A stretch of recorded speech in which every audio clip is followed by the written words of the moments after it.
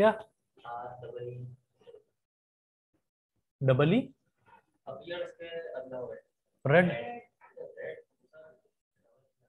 अब ठीक है. Why the sun appears red at sunrise and sunset? Note करिएगा, the sun and the surrounding sky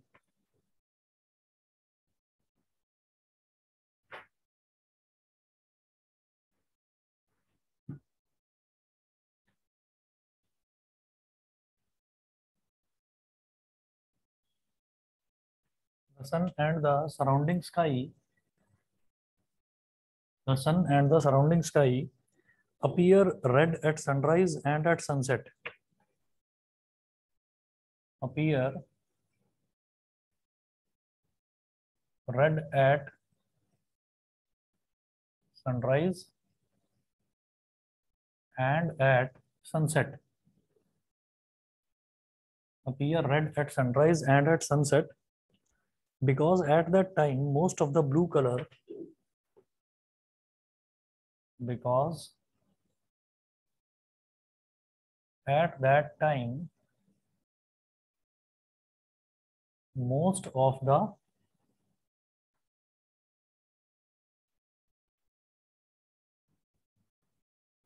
at that time most of the blue color present in sunlight has been scattered out. Most of the blue color present in sunlight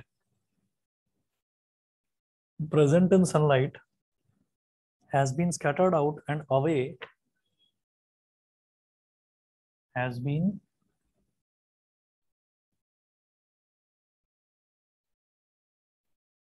scattered out and away from our line of sight, from our line of sight, from our line of sight, comma, leaving behind mainly red color, comma, leaving behind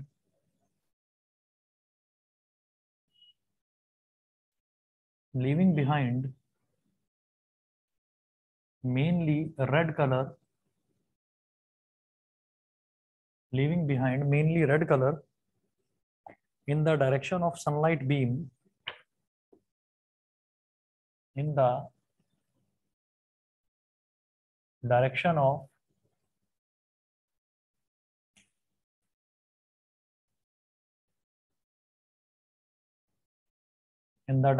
sunlight beam that reaches our eyes, that reaches our eyes.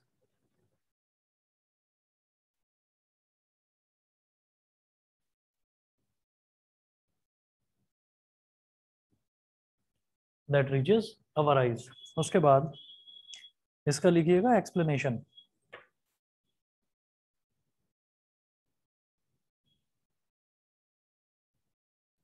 अभी बस note करते चले जाओ, फिर समझाता हूँ. हाँ, ये था कि अगर शॉर्ट आंसर क्वेश्चन आता है ना तो उसमें इतना लिखा जाता है. अब इसको जरा डिटेल में एक्सप्लेन कर देते हैं.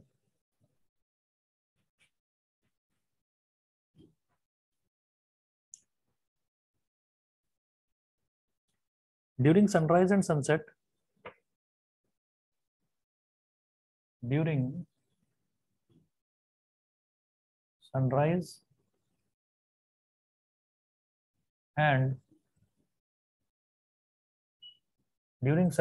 sunset, sun is near the horizon. During sunrise and sunset, sun is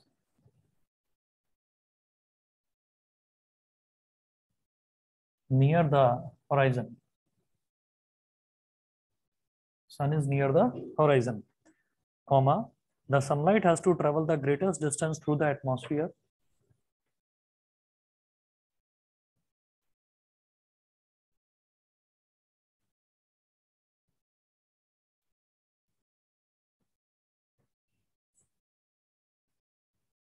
Has to travel the During sunrise and sunset, sun is near the horizon. The sunlight has to travel the greatest distance.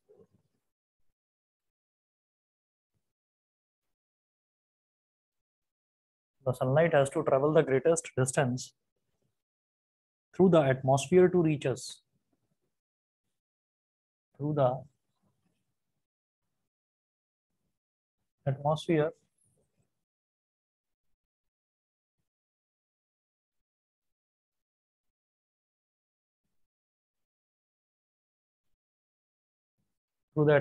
to reach us. During this long journey of sunlight, next point, during this long journey,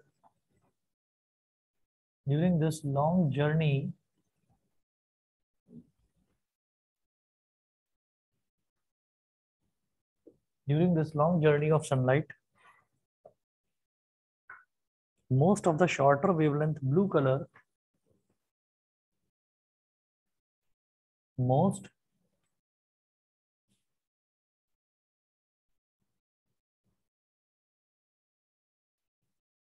of the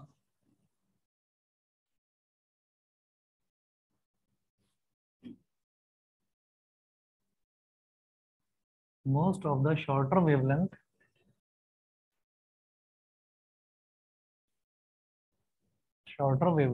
blue color,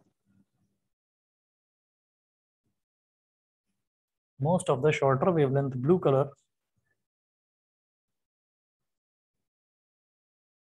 is scattered out and away from our line of sight. Is scattered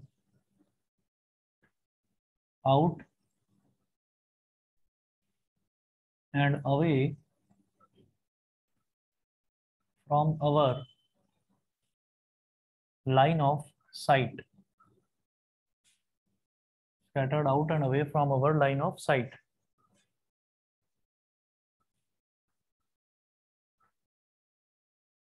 So the next point is, so the light reaching us directly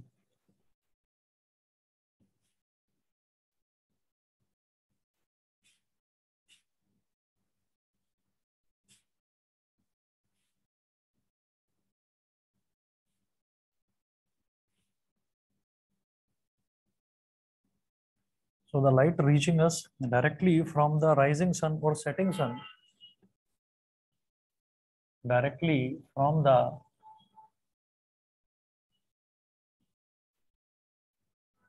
rising sun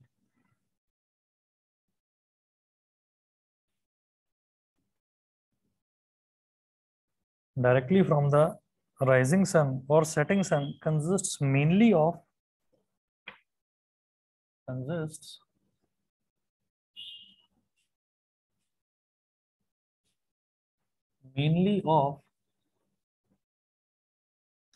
longer wavelength red color,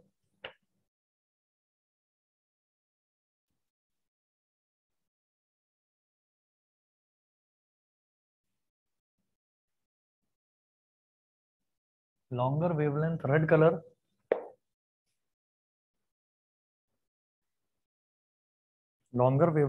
color, due to which the sun appears red.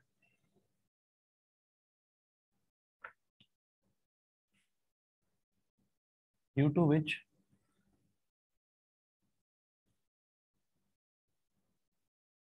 the sun appears red,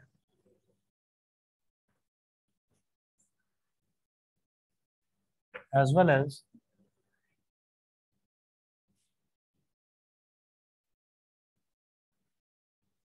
the sky surrounding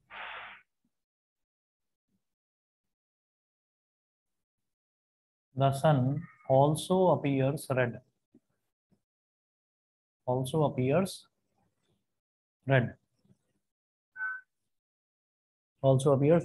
ठीक है।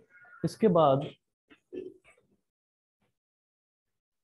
देखिए ऐसा होता है कि जब भी सन जो है वो हॉराइजन के पास होता है तो हम ये कहते हैं हॉराइजन कितनी दूर है, बहुत दूर है, हॉराइजन जो है वो बहुत दूर है। तो जब भी सन हॉराइजन के नजदीक होता है, हॉराइजन के पास होता है, तो ऐसा ना सिर्फ दो केसेस में होता है। कब? एक तो जब सनराइज हो रहा होता है, और एक जब सनसेट हो रहा होता है। तो सनराइज और सनसेट के टाइम पर जो सन है वो हॉराइजन के काफी नजदीक होता है। तो उस टाइम जो सनलाइट है, सनलाइट को बहुत लंबा डिस्टेंस ट्रेवल करना होता है, क्योंकि हॉराइजन हमसे, हम जहां पर अर्थ पर खड़े हुए हैं, हमसे बहुत दूर है। तो हमारी लाइन ऑफ साइट से जहां तक मतलब हमको दिखाई देता है, वहां से बहुत दूर है। तो उसको, सनलाइट को बहुत ज्यादा डिस्टेंस ट्रेवल करना पड़ता है। अब जब बहुत ज्यादा डिस्टेंस ट्रेवल करना पड़ता है, तो उसमें जो लार्ज वेवलेंथ की लाइट है, जो कि रेड लाइट होती है, तो रेड कलर की जो लाइट है वो लार्ज वेवलेंथ की लाइट होती है, यानी कि उसकी स्पीड भी सबसे ज्यादा होती है। तो जब उसकी स्पीड सबसे ज्यादा होती है, तो सबसे पहले वही लाइट हमारी आंख में एंटर करेगी, हमारी आई में एंटर करेगी, क्योंकि उसकी वेवलेंथ सबसे ज्यादा है। वेवलेंथ सबसे ज्यादा, तो इसका मतलब उसकी स्पीड सबसे ज्यादा है। तो जब इतनी दूरी ट्रेवल करी जा रही है, इतना इतना ज्यादा डिस्टेंस ट्रेवल करा जा रहा है, तो उस डिस्टेंस को ट्रेवल करने में सबसे पहले कौन सी लाइट पहुंचेगी हमारी आंखों तक? रेड कलर की लाइट। और जो शॉर्टर वेवलेंथ की लाइट है, यानी कि जो स्मॉल स्पीड वाली लाइट है, वो कौन सी हो गई? ब्लू, इंडिगो, वॉयलेट वाली जो हो गई। तो ये जो लाइट्स हैं, ये सारी की सारी, क्योंकि इनकी स्पीड बहुत कम है, तो इनको आसपास के एयर मॉलिक्यूल्स जो है वो स्कैटर कर देंगे, मतलब फैला देंगे चारों तरफ। और जो दूर दूर तक जो स्काई है वो तो ब्लू हो जाएगा, लेकिन जो सन है, at the time of sunrise जो सन है, वो सन हमको रेड नजर आएगा, और सन के आसपास का थोड़ा बहुत जो स्काई है वो हमको रेड नजर आएगा। लेकिन होता है बहुत थोड़ी देर के लिए, जब सनराइज हो रहा है तब के लिए ही है। ये इस तरीके से है कि जैसे ब्लू लाइट जो है वो स्कैटर करी, तो क्योंकि उसकी स्पीड कम है, तो वो फैलती जा रही है, फैलती जा रही है, फैलती जा रही है, वो धीरे धीरे धीरे धीरे फैलती गई, स्पेस में फैलती गई, फैलती गई, फैलती गई, कहाँ तक फैली? जहां तक स्पेस खत्म नहीं हो जाता, पूरा का पूरा स्काई जहां पर खत्म नहीं हो जाता। जब स्काई खत्म हो जाएगा, तो ये वैसा ही एग्जांपल है, जैसे मान लीजिए स्विमिंग पूल है, स्विमिंग पूल के अंदर पानी भरा हुआ है, और स्टिल वाटर है। स्विमिंग पूल का पानी फ्लो तो करता नहीं है रिवर की तरह, तो वो स्टिल वाटर है। तो उसमें हमने क्या करा, उसके अंदर हमने एक पत्थर फेंक दिया, एक हमने स्टोन ड्रॉप कर दिया। तो वो जो पत्थर है, उस पत्थर की वजह से गोल गोल गोल गोल ना रिपल्स बनने शुरू हो जाएंगे पानी के अंदर, और वो दूर दूर दूर दूर दूर दूर दूर दूर फैलते चले जाएंगे। कहाँ तक फैलेंगे? जहां तक स्विमिंग पूल की लास्ट बाउंड्री है। स्विमिंग पूल का जो आखिरी कॉर्नर है, वहां पर वो रिपल्स टकराएंगे, टकराने के बाद फिर ऐसे ऐसे ऐसे ऐसे करके वापस आएंगे। तो जो ब्लू कलर है, जो पूरे के पूरे स्काई में फैल गया, वो टकराता जाएगा, और टकराते टकराते बिल्कुल लास्ट कॉर्नर पर पहुंचेगा स्काई के। स्काई के लास्ट कॉर्नर पर टकराने के बाद फिर वो वापस आएगा धीरे धीरे धीरे धीरे। और जब वो वापस आएगा, तो तब तक जो सनराइज है, सनराइज का टाइम भी थोड़ा सा बढ़ चुका होगा, मतलब सन धीरे धीरे और ऊपर आ चुका होगा, मतलब अब वो होराइजन के पास नहीं होगा, हमारी लाइन ऑफ साइट के थोड़ा और नजदीक आ चुका होगा। तो वो जो ब्लू लाइट फैली थी, वो स्काई के आखिरी कॉर्नर पर टकरा के फिर वापस आएगी, और फिर धीरे धीरे पूरा का पूरा स्काई जो है वो ब्लू हो जाएगा। ठीक है। लेकिन ड्यूरिंग सनराइज और ड्यूरिंग सनसेट, क्योंकि डिस्टेंस सबसे ज्यादा ट्रेवल करना पड़ता है, तो जब डिस्टेंस सबसे ज्यादा ट्रेवल करना पड़ता है, तो उस दौरान सबसे ज्यादा वेवलेंथ वाली, मतलब सबसे ज्यादा स्पीड वाली जो लाइट है, वही हमारी आईज में एंटर कर पाएगी। इस वजह से हमको सनराइज के और सनसेट के दौरान रेड नजर आता है। बताइए, सभी को क्लियर है? ऑनलाइन वाले बच्चे भी बता दें, क्लियर है, समझ गए? Yes sir. ठीक है। आशुतोष, अक्षरा, क्षितिज, बताइए। Yes sir. Yes sir. Yes sir. ठीक है। ये क्षितिज आते क्यों नहीं हो आजकल? अरे सर प्री बोर्ड चल रहे ना सर, कल से आऊंगा, कल से रेगुलर। आज खत्म हो गए प्री बोर्ड? Yes sir. तो फिर तो आज आ सकते थे। सर क्या कहते हैं, वो 3:15 पे आया था स्कूल से, क्या कहते ओ हैं अच्छा। टाइम। अच्छा, चलिए जी। तो इसका डायग्राम बनाने की जरूरत है क्या? बना लेते हैं, डायग्राम और देख लेते हैं इसका।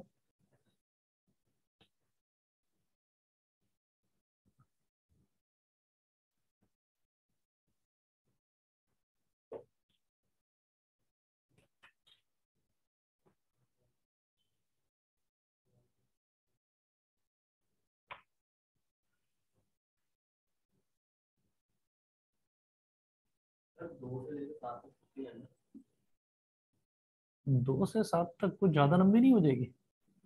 हाँ, सात को तो संडे है, देखते हैं। दो से सात नहीं करते, तीन से सात कर लेते। दो से सात बहुत लंबा हो जाएगा, दो को तो धनतेरस है ना। दो को धन, इसको पता सब कुछ है, इसको पता सब कुछ है, ड्रामा करता है ये। अच्छा, ये ऐसे ही ना सीधा टेंथ में आ गया ये, इसको पता नहीं है।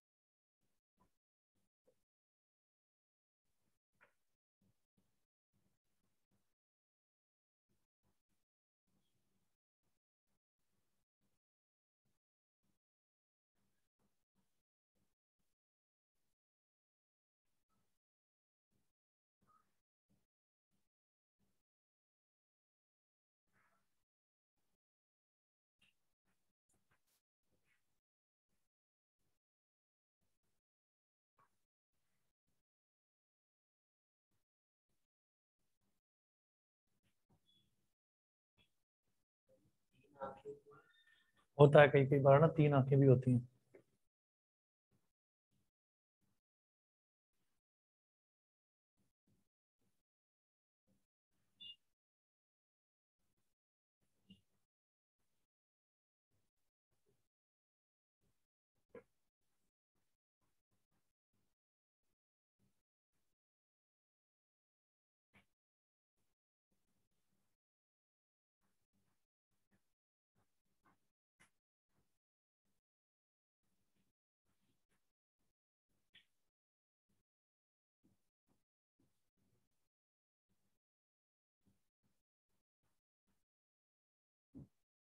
हम्म, हम्म,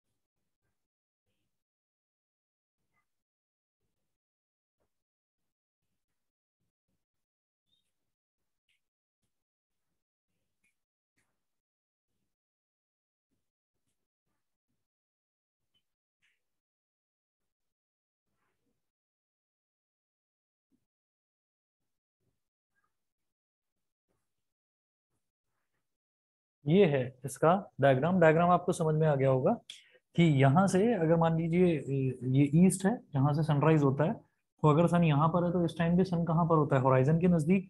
और होराइजन से लेकर और जो अगर मान लीजिए यहाँ पर एक पॉइंट पर ऑब्जर्वर खड़ा हुआ है, हम यहाँ से सनराइज होते हुए देखते हैं, तो हम ये कहेंगे कि क्योंकि ये डिस्टेंस बहुत ज्यादा है तो सिर्फ हाई स्पीड वाली जो लाइट है, रेड लाइट है, वही हमारी आंखों तक पहुंचेगी, दो therefore the sun appears red. ठीक है।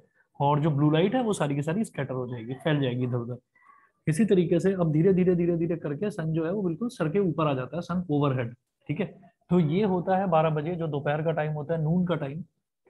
तो तब हम बोलते हैं कि सन में और अर्थ में बहुत कम, सबसे छोटा सबसे कम डिस्टेंस उसी टाइम होता है। तो उस टाइम हम ये कहते हैं कि little of blue light scattered, बहुत कम ब्लू लाइट ही स्कैटर हो पाती है ज्यादातर, मतलब क्योंकि डिस्टेंस बहुत कम है तो वो कम वेवलेंथ वाली लाइट भी हमारी आंखों तक पहुंच जाती है। तो रेड लाइट भी हमारी आंखों तक पहुंचेगी, blue, indigo, violet, yellow, orange, green, सारी की सारी लाइट्स पहुंचेंगी, यानी कि सारी लाइट्स का मिक्सचर पहुंचेगा। और सारी लाइट्स का मिक्सचर क्या होता है, व्हाइट कलर। दैट्स वाई इस टाइम मेरे को जो सन है वो व्हाइट नजर आएगा। फिर धीरे धीरे करके ये सनसेट के टाइम पर फिर से होराइजन के नजदीक पहुंचेगा, वेस्ट कॉर्नर में पहुंचेगा। और वहां से फिर से डिस्टेंस बहुत ज्यादा होगा, तो ज्यादा डिस्टेंस को ट्रेवल करेगी सबसे तेज स्पीड वाली लाइट, यानी कि रेड लाइट। तो उस टाइम फिर मुझे सन रेड नजर आएगा, और बाकी की जो ब्लू लाइट है वो सब स्कैटर अवे हो जाएगी, हमारी लाइन ऑफ साइट से दूर हो जाएगी। ठीक है, समझ गए। तो भाई ये फाइनली हमारा चैप्टर था, हाँ, human I and the colourful world. अब जरा देखता हूँ इसके क्वेश्चंस किस तरीके के बनेंगे, तो इसके एमसीक्यूज ट्राई करेंगे। ठीक है, बस 1 मिनट वेट करिए, क्वेश्चन से स्टार्ट करवाते हैं जी इसके। चलिए जी क्वेश्चंस देखते हैं। पहला क्वेश्चन है, a prism has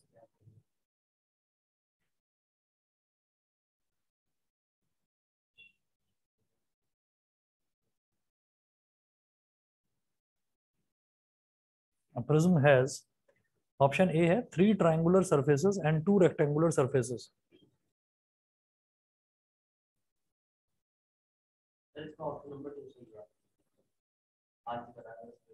3 triangular surfaces and 2 rectangular surfaces.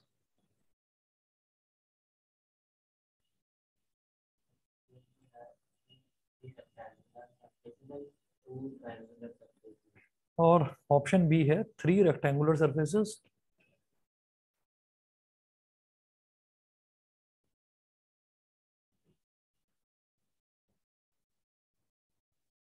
And 2 triangular surfaces.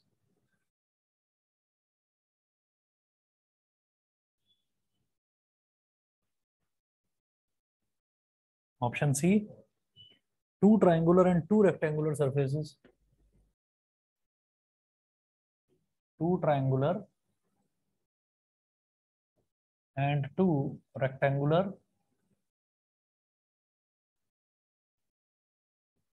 2 triangular and 2 rectangular surfaces. ये ऑप्शन सी हो गया। ऑप्शन डी है 3 rectangular, option D 3 rectangular and 3 triangular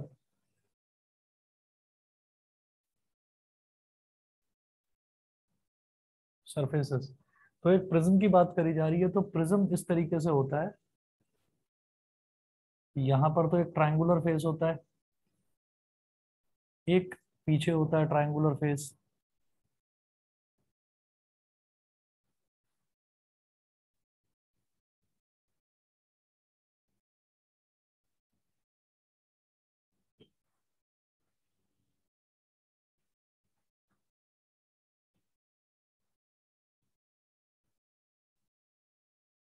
ठीक है। और इधर देखें तो इधर एक रेक्टेंगुलर फेस, इस तरफ देखें तो ये एक रेक्टेंगुलर फेस, और बेस में एक रेक्टेंगुलर फेस। तो एक रेक्टेंगुलर फेस बेस में, एक इधर एक इधर, तो 3 तो रेक्टेंगुलर फेसेस हो गए, और आगे पीछे 2 ट्रायंगुलर फेसेस। तो 2 ट्रायंगुलर फेसेस और 3 rectangular faces, option number B. ठीक है। ऐसे ही क्वेश्चन नंबर 2 देखिए, the rectangular surfaces of a prism,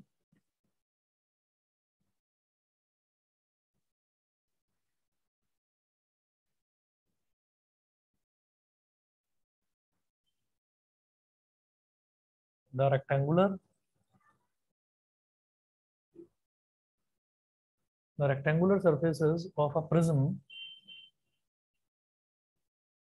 the rectangular surfaces of a prism are known as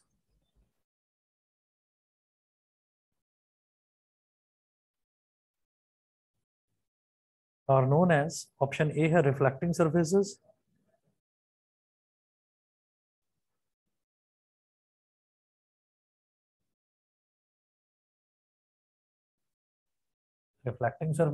option B है dispersing surfaces,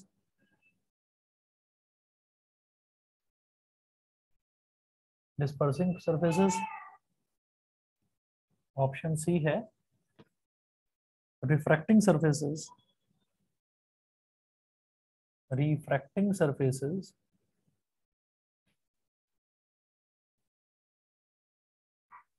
और ऑप्शन डी है नन ऑफ दीज।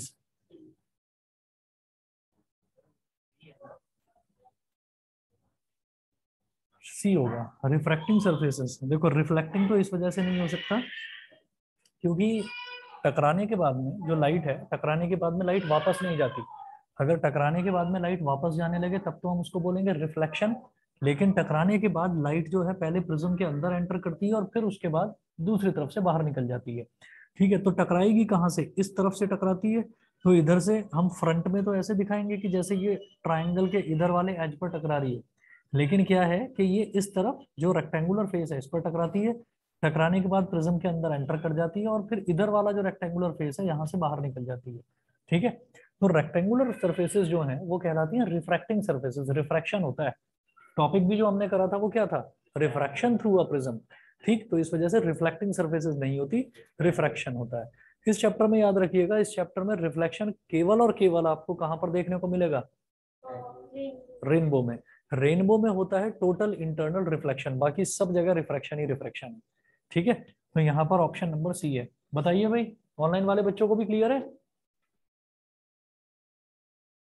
अरे online वाले बच्चों यस को सर। समझ में आ रहा है? हाँ, चलिए ठीक है। हाँ जी।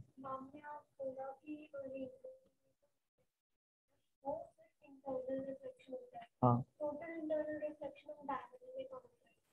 नहीं नहीं ऐसा नहीं है, टोटल इंटरनल रिफ्लेक्शन होता है रेनबो के अंदर। पक्का टोटल इंटरनल रिफ्लेक्शन है, वो आपको मेंशन करना ही करना है। दोनों में फर्क क्या है? देखिए, टोटल इंटरनल रिफ्लेक्शन और रिफ्लेक्शन, सिर्फ इंटरनल रिफ्लेक्शन में फर्क क्या है कि जैसे मान लीजिए हमने रेनबो में एक ये रेन ड्रॉप देखी थी। हमने ये कहा था कि यहाँ से सनलाइट एंटर कर रही है, एंटर करने के बाद में वो डिस्पर्स हो गई, पूरे के पूरे बैंड में डिस्पर्स हो गई। डिस्पर्स होने के बाद तो डिस्पर्स हुई और वो भी थोड़ा सा डेविएट होकर, तो रिफ्रैक्शन हुआ इस पॉइंट पर। इस पॉइंट पर रिफ्रैक्शन हुआ, यहाँ डिस्पर्जन हुआ और फिर उसके बाद में रिफ्लेक्शन हुआ। और रिफ्लेक्शन होने के बाद में फिर से रिफ्रैक्शन हुआ जब वो बाहर निकली। एक मीडियम से दूसरे मीडियम में जब एंटर करती है तो रिफ्रैक्शन होता ही होता है। फिर वापस रेन ड्रॉप में से बाहर एटमॉस्फेयर में निकलेगी तो फिर रिफ्रैक्शन होगा। तो यहाँ पर रिफ्रैक्शन भी है, अंदर डिस्पर्जन भी है, और ये टकरा के वापस बाउंस बैक कर रही है तो रिफ्लेक्शन भी है। तो ऐसा जिसमें रिफ्रैक्शन भी हो, डिस्पर्जन भी हो, रिफ्लेक्शन भी हो और अगेन रिफ्लेक्शन हो, उसको टोटल इंटरनल रिफ्लेक्शन ही बोलते हैं। और इंटरनल रिफ्लेक्शन केवल तब होता जब ये बाहर ना निकलती। जब अंदर से ही लाइट आती, अंदर ही रिफ्लेक्ट होकर अंदर ही रह जाती, तब उसको इंटरनल रिफ्लेक्शन बोलते हैं। सिर्फ इंटरनल रिफ्लेक्शन तो किसी टॉपिक में है ही नहीं हमारे सिलेबस में। सिर्फ इंटरनल रिफ्लेक्शन तो कहीं है ही नहीं। तो हमें करना ही टोटल इंटरनल रिफ्लेक्शन है, और वो एक ही टॉपिक है। आप चाहे एनसीईआरटी उठा लो चाहे Lakshmi Singh, total internal reflection mention है। तो ऐसा नहीं है, ठीक है ना। और डायमंड, डायमंड अपने सिलेबस में ही नहीं है, तो हमें डायमंड के बारे में सोचना ही क्या है। डायमंड में टोटल इंटरनल रिफ्लेक्शन होता है, ये वो ठीक कह रही है, लेकिन इसमें टोटल इंटरनल रिफ्लेक्शन नहीं होता, ये वो गलत कह रही है। ठीक है, तो चलिए अगला देखते हैं क्वेश्चन। डायमंड में कटिंग एजेस होती है बहुत सारी, तो वो चमकता ही इस वजह से है क्योंकि उसके अंदर मल्टीपल टाइम्स होता है टोटल इंटरनल रिफ्लेक्शन, बहुत बार। यहाँ तो एक ही बार हो रहा है, वहां पर होता है बहुत बारी। तो इस वजह से किसी भी एंगल से उसको देखें तो वो चमचमाता हुआ ही दिखाई देता है।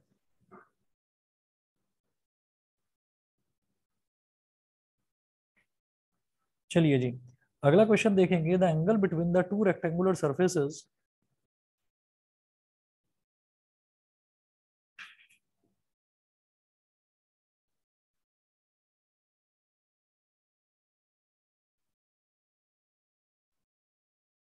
The angle between the to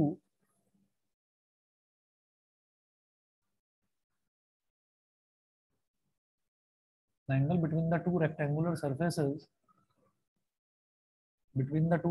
surfaces of a prism is called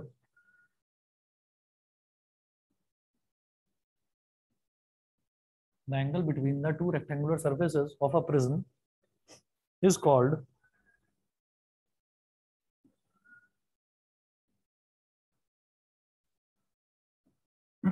option A है angle of prism,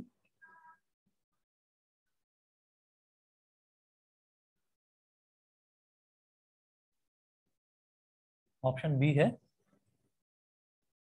refracting angle,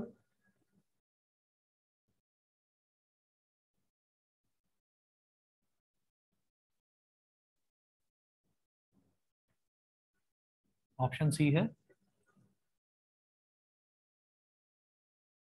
both A and B,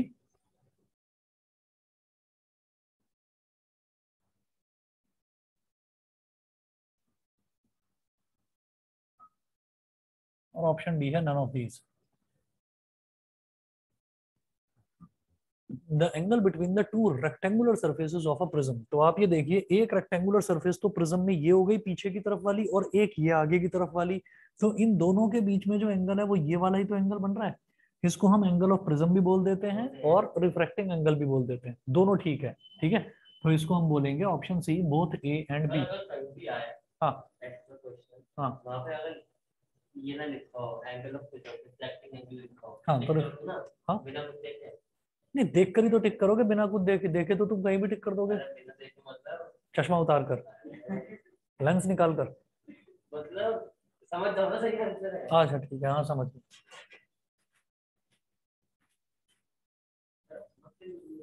मैं थोड़ा सा येड़ा हूं ना, इस वजह से थोड़ा असर आ रहा है तुम्हारा। चलिए क्वेश्चन नंबर 4 देखिएगा। The angle of deviation of a prism,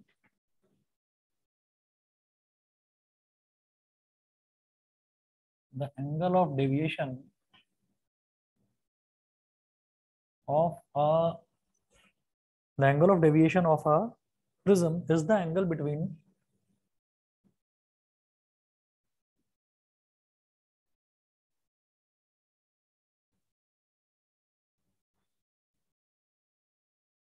the angle of deviation of a prism is the angle between option A है incident ray and refracted ray,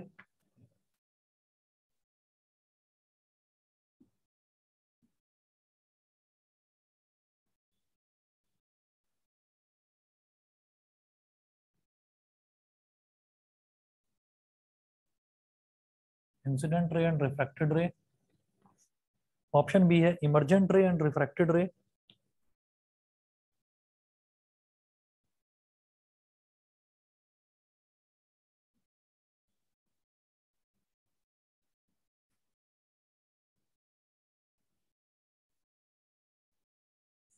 option C है incident ray and emergent ray produced,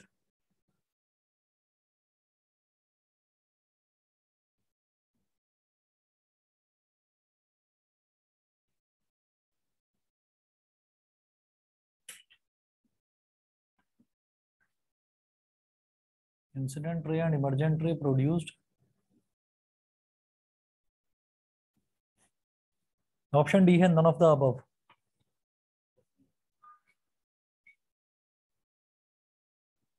none of the above. देखिएगा जैसे ये prism हो गया, तो इस prism में हम ऐसे देखते थे कि इधर तो ये इंसिडेंट रे है, ये इंसिडेंट रे अगर यहाँ प्रिज्म ना आता बीच में तो ये ऐसे ऐसे ऐसे ऐसे सीधी चली जाती।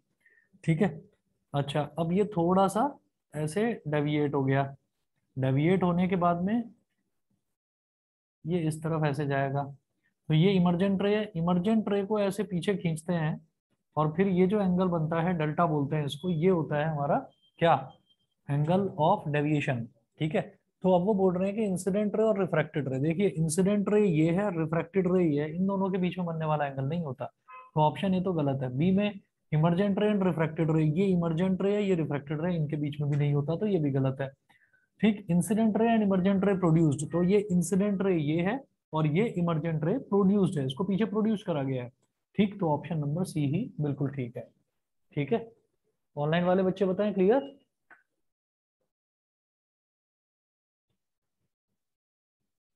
क्वेश्चन 5 देखिएगा।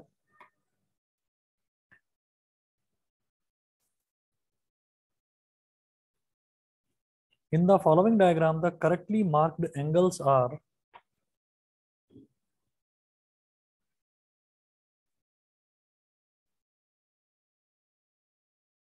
in the following diagram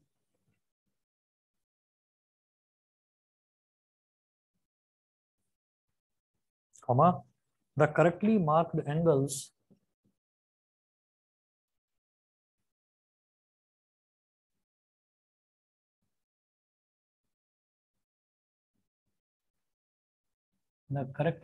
angles are,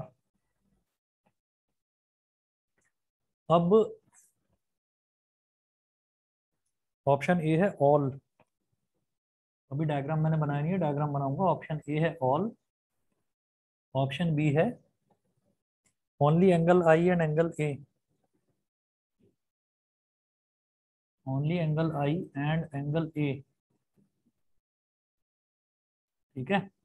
option C है angle I, angle R and angle A. हाँ, angle I, angle R and angle A. और ऑप्शन डी है angle I, angle A and angle D, angle I, angle A and angle D. अब जरा diagram देखें, diagram क्या है।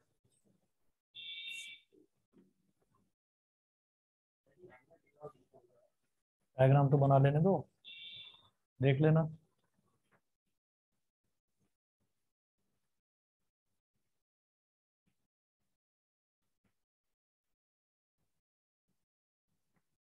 अब यहां पर ये तो हो गई इंसिडेंट रे, फिर इस पॉइंट पर नॉर्मल,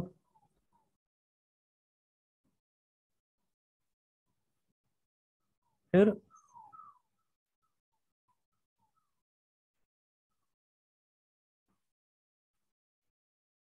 रिफ्रैक्टेड रे,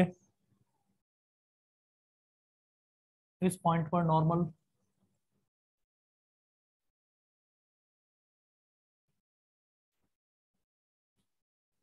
फिर ये एक रे ऐसे डेविएट कर गई, ये आपकी इमर्जेंट रे हो गई। ये तो होता है बेटा एंगल ए, इसको तो बोलते हैं एंगल ऑफ प्रिज्म, ठीक है, या फिर रिफ्रैक्टिंग एंगल, दोनों एक ही बात है। और नॉर्मल और इंसिडेंट रे के बीच में बनने वाला, नॉर्मल और इंसिडेंट रे के बीच में बनने वाला जो एंगल है वो कहलाता है एंगल ऑफ इंसिडेंस। फिर नॉर्मल और रिफ्रैक्टेड रे के बीच में बनने वाला एंगल कहलाता है एंगल ऑफ रिफ्रैक्शन, ठीक है। और ये इंसिडेंट रे हो गई आगे, और ये इमर्जेंट रे आगे हो गई। इन दोनों के बीच वाले एंगल को इन्होंने बोल रखा है ई। वैसे तो डेल्टा होता है, पर इन्होंने शायद एंगल ऑफ इमरजेंस बोला हो इसको, मेरे हिसाब से तो गलत है ये। उसके बाद इन्होंने बोला कि ये जो लाइट इमर्ज कर रही है इसके और नॉर्मल के बीच में बनने वाला एंगल एंगल डी है, ठीक है। तो ये एंगल डी भी गलत है, इसको कोई एंगल ऑफ डेविएशन नहीं बोलते। डी मतलब डेविएशन होता है, डी बोल दो या डेल्टा बोल दो, एक ही बात है। या तो डी बोल दीजिए या फिर इस तरीके से इसको डेल्टा भी बना देते हैं, डेल्टा, ठीक है। तो ये जो एंगल है ये तो यहाँ पर आना चाहिए, जो इमर्जेंट रे और इंसिडेंट रे के बीच में बनता है। और इमर्जेंट रे नॉर्मल के साथ जो एंगल बनाएगी वो होगा एंगल ऑफ इमरजेंस ई। तो इसका मतलब ये ई और डी तो गलत है, लेकिन ये आई, आर और ए बिल्कुल ठीक है। तो option C, angle I, angle R and angle A. बताइए क्लियर है, ऑनलाइन वाले स्टूडेंट्स बताएं। Arnav, Akshara, Yes, sir. Ashutosh, yes sir. Clear है। चलिए जी ठीक है। इसके बाद देखिएगा बाकी के क्वेश्चंस आपको भेजूंगा इसके, आप लोग ट्राई करिएगा, और कहीं कोई डाउट आए तो पूछिएगा, ठीक है। टोटल 66 क्वेश्चंस इसमें दे रखे हैं, छोटा चैप्टर है तो कम ही क्वेश्चंस है, कर लिए तो बहुत अच्छी बात है, ठीक है। तो आप लोग ट्राई करिएगा इसको। चलिए फिर आज इतना ही करेंगे। ओके